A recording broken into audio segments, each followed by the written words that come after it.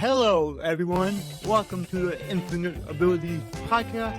I am your host, Nick Yerhart, and we are here to encourage each other to find our own unique abilities. Let's go. All right, everyone. So today we have Mike, and I've been looking forward to this one because he knows a lot about AI, and I think it's really cool. And I use AI a lot. So let's learn some things, all right, guys? So, Mike, can you tell us a little bit about your background, kind of where you came from? Sure. And thanks for having me, Nick. I'm excited. Hopefully, I'm going to learn some stuff here too. I'm excited about Cool, our conversation.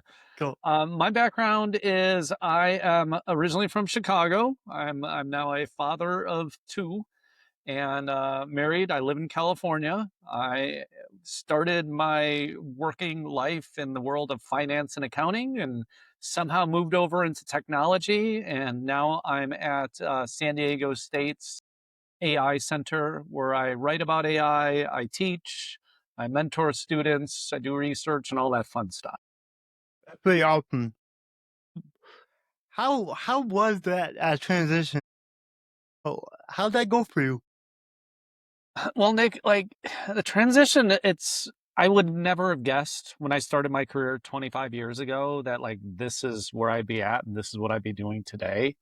I mean, again, I started my career in like accounting, which is like so far from what I'm doing now. And it's just been like one interesting pivots after the next. And Yeah, I've always kind of been surprised with where my career trajectory has taken me. The only thing that I've kind of learned through all that, and, the one piece of advice I always give to people is just follow really good bosses. If you're in a job and you can work somewhere, or even teachers, it's the exact same thing. Great teachers, great bosses, follow them. Take whatever classes they have, take whatever jobs that they offer you. Like you will learn a lot, you will grow a lot in those opportunities, and that's what matters. yeah, it's so important to have great leaders. Back when I was in a, boss position, I looked at myself as a leader, not about a boss, and my guys would always follow me. They were always there for me. We had fun working together. So yeah, that's very important. Just It's so important to have that. So, I mean, yep, and to be the boss that can, be the boss or the leader. I keep using the phrase boss, but yes, be the leader who can create that environment. Not everyone can do that. Yes. yep. So now, in what you do nowadays, you've been doing it for a while. Technology changes a ton. How do we keep up? Um, Look, my job is basically paying me to keep up with the technology, and even I can't do it. Yep, yep. So the first thing I would say is don't worry too much about keeping up on everything because it's Mm-mm. overwhelming. You got It a is. life to live, you have a family, you have your job and all that other stuff. Um, but what I would say is you need to be open to exploring new things and trying new things out. Um, Not everything is going to work. Some things are going to fail, and you just got to in life kind of like give chances to things. If you hear a friend, if you listen to a podcast like this and you hear somebody talking about something that's cool or interesting and you haven't done it yourself, just try it. Just try it. Spend a decent amount of time with it. Don't just try it to then be able to say, well, I tried it and it didn't work. But like, Yep, give it a real go. yep. And I think that's the best that we can do at keeping up. And this is, AI or whatever new technology or whatever new thing, just like, explore these different things in life. And when it comes to AI, that's changing a lot recently. I feel like at least, you know, when I don't if you don't know that's cool, but when did AI first get released like to the public for use? So, I mean, let's go through this here. So, I mean, Yeah, like that'd be the cool. term artificial intelligence like dates back to like the 1950s. There's a bunch of researchers at Dartmouth, and they're looking for a term for this new emerging field. And I wrote about this recently because I was very curious myself. And an AI was kind of the one that came up on top. The 1950s were a time of science, and there was a time of like a lot of, the Americans were racing against the Soviets at that time. Science was kind of at the forefront. The space race was just beginning. And so this whole futuristic thought of artificial intelligence stayed in the public consciousness. There were some people that thought we would have had, artificial intelligence within 10 years. That obviously didn't happen. And so what has happened over the last 70 years is this concept of AI winters. There's all of this hype about AI, and then it doesn't transpire, and then all of a sudden, like, nobody wants to be in the field. The last one we kind of went through was in the early 2010s. You know, in the aughts, like, was not a good time to be in the world of AI. Like, there's not a very popular place. Like, even things, a lot of the technologies we now use today were thought to kind of be sort of afterthoughts, neural networks, things like that, that language models are based on. They're like, yeah, that's never actually going to work. It did. And there are certain things that led to that. Um, but an apology. This is the teacher in me giving a history Good. lesson Keep here, Nick. going. Keep going. I like it. Keep going. um, you know, the AI as we know it today probably would have started with OpenAI. So OpenAI was a research group that was founded in 2015, 2016, somewhere around there. They were looking at a whole bunch. They were looking at robots and all this other stuff. And, supposedly GPT-1 was 2018 or something when they built that. GPT-1, if you've heard of Chat GPT, this was like kind of the first model of this. It was built off of Twilight fan fiction. Like literally, Really? the corpus of information it had was basically Twilight fan fiction and some other stuff like that. So it wasn't very good. I think it was like 8 months later, something GPT-2 came out that was sort of good. It really started GPT-3, which would have been about 2020 or so. Um, so this model existed, but it was a little bit janky. Like it was hard to access. There's a lot of waiting lists and things like that. But honestly, but these things existed. They had Dolly come out, which is a way to generate images. All this happened. But then fast forward to November 2022, they took the existing GPT the 3 Da Vinci model was no, was it Da Vinci? Yeah, I think it started with a D. I think it was Da Vinci. Um, and they took that model and they put a new wrapper on it, which was what became ChatGPT. Okay. And I was using a GPT-3. Other people were using it. Were amazed by it, but that was like the first time it kind of got into the public's hands, and they Mm-hmm. made it sort of easy to access. You didn't have to deal with APIs. You didn't have to deal with the playground that they had set up. Any of this kind of stuff. It was a design change that they made. So that would have been November 2022. And really, if you ask most people now, like the wave that we're on now for the last almost 3 years, that's pretty much when it started. Yeah. Yeah. I was gonna say it was like early 2023 when I started using like Chat GPT and all that. Now I know that we all use AI and just not know it either. A lot of people don't realize what all in this world is AI. Do you want to talk about that a little bit? Absolutely, I'd love to. Cool. Yeah. So, and this is probably even a better way to answer your question from before, Nick. So, like, when you say how have people been using AI? If you're doing things online, you're using AI. You're just using it in a different way. You're not kind of the director of it, so to speak, like you are in a Chat GPT or a Claude instance. Um, it's running in the background. It's filtering the spam out of your email. It is helping you get from point A to point B in Google Maps.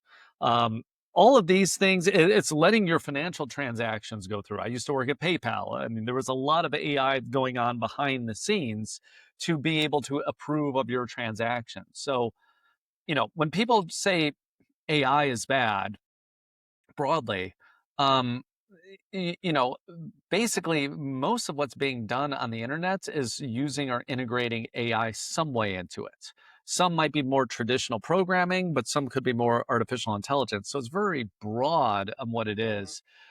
Typically, if people are talking about AI, it's the generative AI, which is where you actually have a hand in and you put in a prompt into a tool like Google's VO3, and you say, "Hey, make me a video that does this," and it'll make that video for you. Like that's two different types. But yeah, AI, we're using AI day in and day out, even if we don't think we are. Yep, constantly, Yeah. constantly, you Yep. know, just like at home, you've got the Alexas and Google and all That's that. right. So Great that's example. that's Great all example. AI, everything. Your Yes. TV, how it says, "Hey, next up for you, this is what you should watch." Yes, yeah, AI, exactly. you know? Yeah, if you're Yep, Netflix or YouTube or anything that's a recommendation engine, if you have a Facebook or a Twitter feed that's giving you or an Instagram feed or TikTok, my God, like there's a ton of AI in that of being what's generated and what's being served to you. These are not things you could traditionally code. Just to say, hey, show them the next thing, show them the next thing, like, or whatever it is. Like, no, it's taking all these preferences. It just would be inefficient with traditional coding to do that. That's why these AI models, machine learning type models, have been in place and very much being used for, much longer than ChatGPT has been around. yep, yeah, and I'm a big supporter of AI because it saves me a ton of time every week with everything I do. And I use it. uh, I don't know how much I use it because it's so ingrained into my daily life that it's basically all day, every day. So I love it. Now, what excites you the most about AI and the direction we're going right now? I think, Nick, that it's going to really unleash more creativity. I mean, that's what really excites me about it. I mentioned VO3 before, and just to explain what that is for folks. So this was a tool that Google released just a few months ago, and it for the first time allows you to do a text to video, and that video has integrated sound. Now they're only 8-second clips, but it's incredible. So I can say whatever in this 8-second clip and have it generate a video for me. And it was my friend's birthday a few weeks ago. He's very much into Star Wars. And so I went in there and I made a video birthday card for him with a bunch of stormtroopers saying birthday wishes and so forth to him. And I was able to edit this together and send it to him and make this video birthday card. Um, and it was a really cool special thing that we had. And like, so that was I mean, all the video was AI driven. I was telling it what to do. I was, doing a lot of editing, but this is mostly AI doing that. But it was allowing me to express, my love for my friend in a totally different way than I would have otherwise. Yeah. And that's the kind of thing that really excites me about AI is it just opens up possibilities. Um, not even thinking like, okay, I'm going to make a Hollywood type movie out of this, but just like something to share with your friends, something to express yourself in a different way, and like to allow you to be more of you to other people. Like that. That's what I like about these tools. Yeah, I like that. It's either go to the store and get your friend a boring birthday card Yes. or make them a quick video, Yeah. Like, that's way cooler. And honestly, and like he appreciated it a ton and all that. And I'm like, oh Yep. God, I've never even thought about doing that before. But like, Yeah. and this is just one of like literally infinite possibilities that you can do. And that's the cool thing. Like, we're only limited by our own creativity and how we can use these tools. Like, I use AI videos now in my lectures that I have. I will bring them in there, and it's usually a way to kind of lighten things up or whatever. And maybe I could have a character saying something that I want to say, or maybe something I don't want to say, and have this like, there's these really interesting things that you could do. And you don't have to be teaching AI to do this. I mean, you could be teaching second graders to do this, and you could have a fuzzy bear come and teach part of the lesson or something like that, or say something, or call out one of the kids in the class during that. Like there's so it's only limited by your creativity, and that's the thing that excites.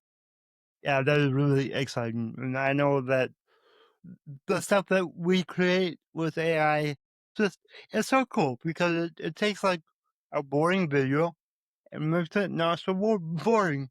which is really cool. Absolutely. Absolutely. Now, I think a lot of the listeners out there, the main reason they use AI is going to be for the business to get stuff done, make emails, I create scripts, business blog posts and all that. What are some just generic tips that you could give to someone using like GPT? Yeah. Sure, sure. The biggest tip I would give now in 2025 is that the models are very different than even where they were in, 2023. If you started using this a couple of years ago, the concept of meta prompting is something I use a lot. Let me define what that is. So a meta prompt is you're almost asking the AI to give you the prompt that you want. So basically, I mean, and this is how I would structure it. First, you got to tell the AI is like an intern that is working for you that has infinite knowledge, but just started at your job. Like they Yep. don't really know what you want. They don't know what your goals are. They don't know they don't know anything like that. They're an intern. They just started. World is new to them. You have to explain that. Certain tools like ChatGPT have this concept of infinite memory where it actually will know stuff. So when I ask ChatGPT to give me a recipe, I've done that so many times. I have told it like what my family's likes and dislikes are. It will actually tailor around that Yep. when it's It giving me a does. recipe, which is Hmm. super helpful. And and Hmm. it can apply to so many things when it has this memory. But you almost should assume, especially in the beginning, that an AI just knows nothing. So you just have to tell it like, hey, um, this is my business, or us just use a vacation example because I've done that before. We were actually, as a family, we are going to go on a little European vacation, and we're like, "Hey, we're going to Europe. We're thinking about this. We like this, this, and this. We don't like this." Now, before you give me anything, ask me a few more questions. And that's something I will always do. Don't have it like give you an answer. Just say, "Hey, just hold off a second. Ask me some more questions that you have based upon this." I like for it to number them. Hmm. That way I Me could just too. like literally just like do a bulleted list and just like 1, 2, 3, 4. And like Yep. sometimes I'm like, no, yes, so I like do the it'll same just, thing. Yep. yeah, not Yeah. applicable here or whatever, or then I can expand if it's necessary. Um, yeah, so numbering of those questions really helps. But then once it has enough information, say like, okay, either give me the answer or sometimes I'm asking for a prompt for another model. Like it might be, I do this all the time with videos. Like, hey, ChatGPT, I want to prompt VO3 for something with stormtroopers. What's a really good prompt I could put in there for stormtroopers for this person's birthday or whatever? I don't know if I actually did that, but I may have. Yep. So you could actually have models give you prompts to put in other models. But like that's the whole concept of meta prompting. And like that is the one universal tip I feel I can give people where I think people think that AI can read their mind. It can't. You gotta tell it stuff. Again, it's an intern that is working for you, that is ridiculously smart, but knows nothing about you, nothing about your business, nothing about your personal life. You gotta tell it all. Yeah. And I tell people I think of AI as an employee, not as a tool. With employees, they can do 80% of the work, but you gotta put in that extra 20% effort to make it right for you. That that's helped a lot of Absolutely. people. Like this, Absolutely, Nick. once they look at it like that, they're like, "Oh," because a lot of people just want AI to do everything.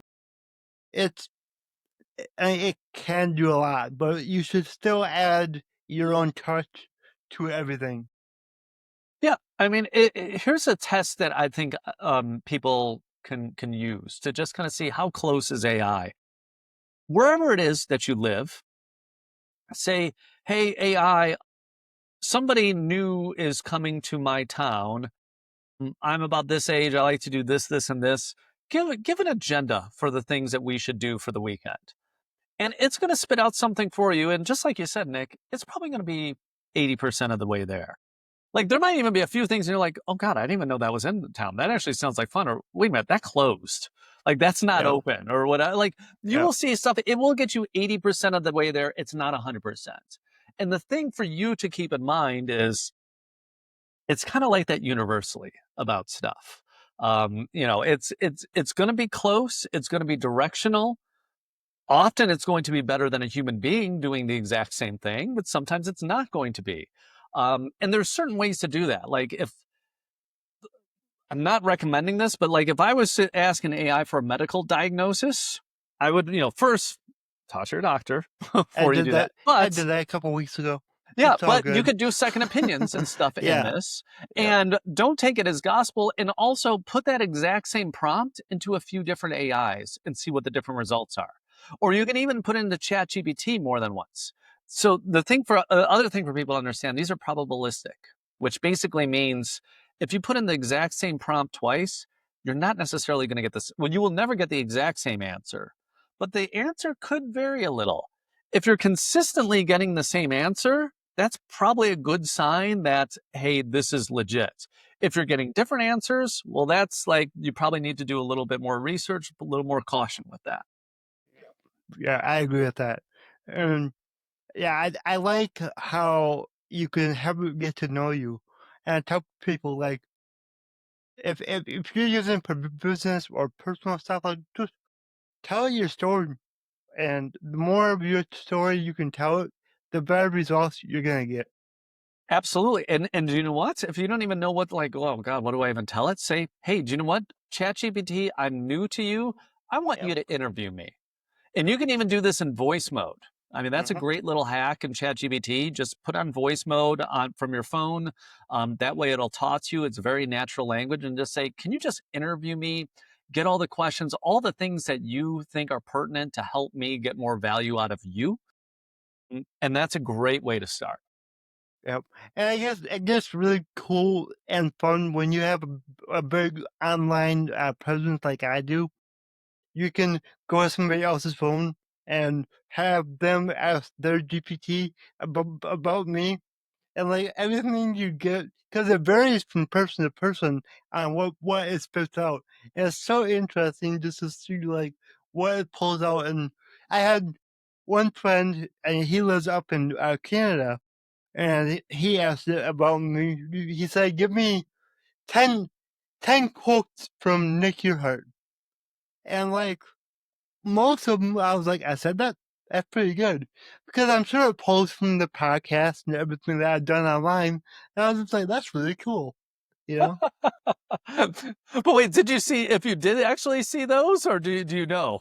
Yeah, I don't know if I actually said them. I guess, but it was all like I could.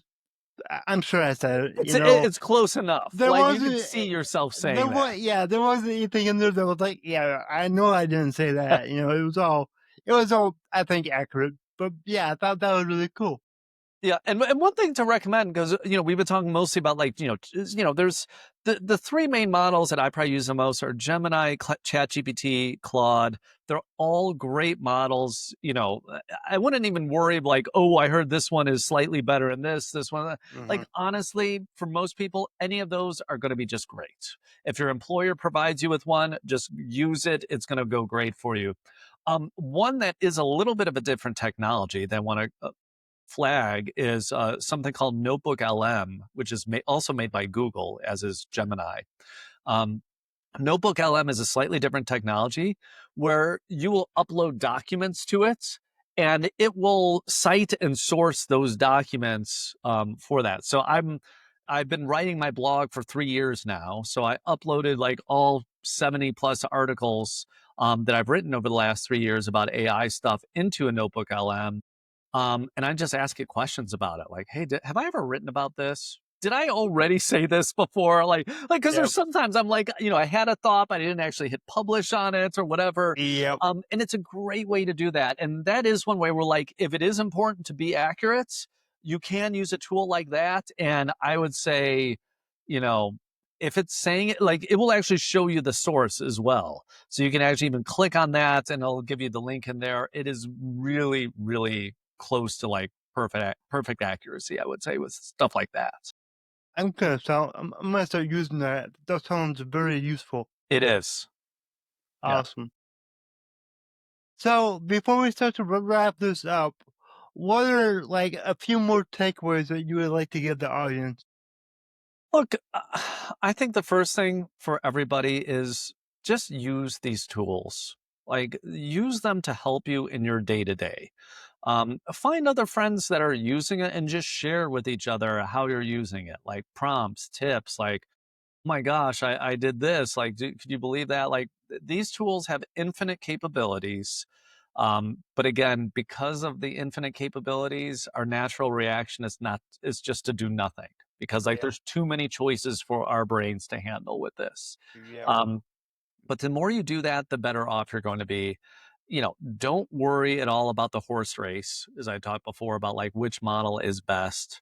Again, I think of those three that I mentioned, like Gemini, Claude's Anthropic, ChatGPT from OpenAI, they're all great. Like you can use any of those models and you're going to have something really good and just have it help you in your day to day. Start with wherever you're having a problem, start small and stick with it. This is new to all of us. I mean, we're, less than 3 years into this AI journey as a society. So we're all learning here. And if you do this for, I don't know, 20 minutes a day, after a month, you're going to start to become an expert in this field. Like you can't say that about all areas, but this is so new. It's so emerging right now. You'll be like kind of learning at the same pace with the rest of us. Like that's really what I would recommend for people. And I want to add something that I do frequently, and it's all about your AI learning what you like, about how you like to write and all that, which it does learn. I just got a new AI program, so I'm trying to train that one. But one of the things, like, it'll spit something out that I want to use for like a post or something, and then I'll say, make this sound less AI. And it's funny that it will. It'll take it. Yeah. Oh, okay. You take out the long dash lines. What are those called? The long Dash. dash. Yeah, there you I go. hate M dashes. I never Yeah. used M dashes before, and like, yeah, but yes, Nobody ever I'm not an has. M So dash guy. it's like take those out, and yeah, you Well, gotta take those and out. it's funny too, Nick. So, one of the features that Claude has, so made by Anthropic, you can actually, and it does a decent job. You can actually give it a sample of your own writing, and then it will mimic that writing when it returns results to you, kind of when you choose that. They have a few Hmm. different styles, like one is more formal, informal, and then I have one that I use with them. I call it text storyteller, which is like, this I gave it a bunch of my blog posts and things like that and said like, hey, this is how I like to write. So even when I just use it as an editor, and I use it all the time as an editor, it kind of knows my style. It knows like, okay, like we'll leave the humor in there. We won't use any M dashes because we could tell Mike doesn't like them or whatever it might be. So Yeah, it kind of knows that style as well.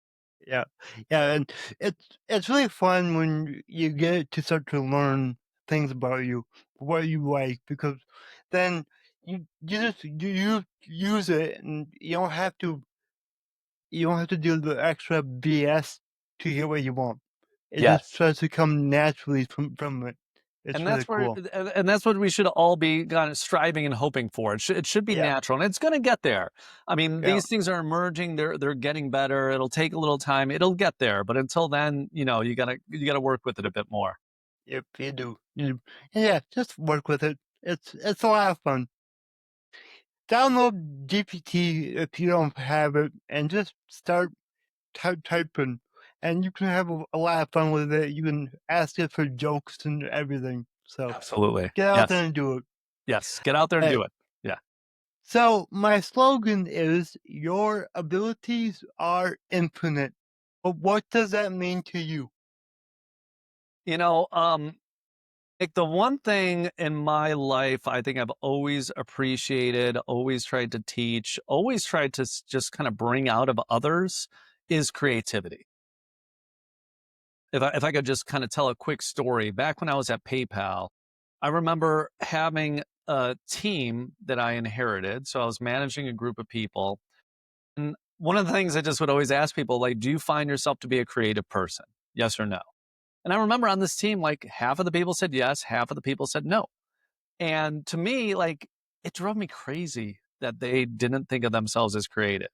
And so one of the things I wanted to do, like with this team and with many others that I've worked with over my career, was get them to realize and recognize that they are creative people. They have these infinite abilities of creativity. Like there is no limit to what our mind can think of, what we can imagine, and so forth for that.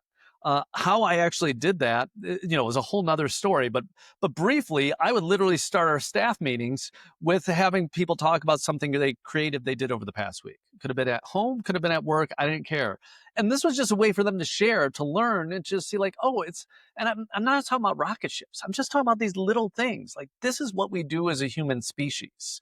We have gotten and evolved to where we are as a species in this world that we've created today because of our creativity. So, like, to me, that's it. Like, our infinite ability is creativity. That's something that AI is going to enhance and will never take away. Yep, I agree with that. I think that's really awesome. Well, I want to ask, down the road, would you be willing to be a guest on the show again? Oh my God, yes, Cool. absolutely. I Anytime, Nick. think it would be cool as AI progresses over the next even 6 months. I think we're going to see a big change.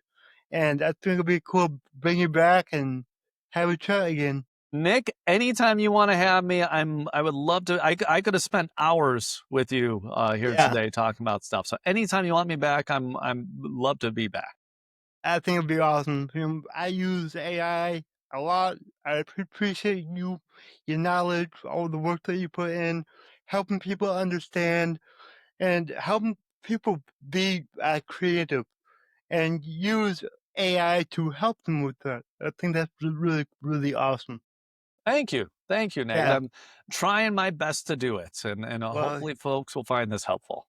yeah, you're doing great. Thank you. Well, Mike, thank you again. Thanks for having me, Nick. It was really fun. Yeah. If you enjoyed this show, please go ahead and share it on your Instagram story and tag me here, the Nick Yerhart. Also, go ahead and share it anywhere else that you see fit, because the only way that I can grow this is by you guys sharing it. I don't sell anything on here. I don't have any sponsors, so let's just get it out there by word of mouth and help more people. Alright, everyone, remember, your abilities are infinite.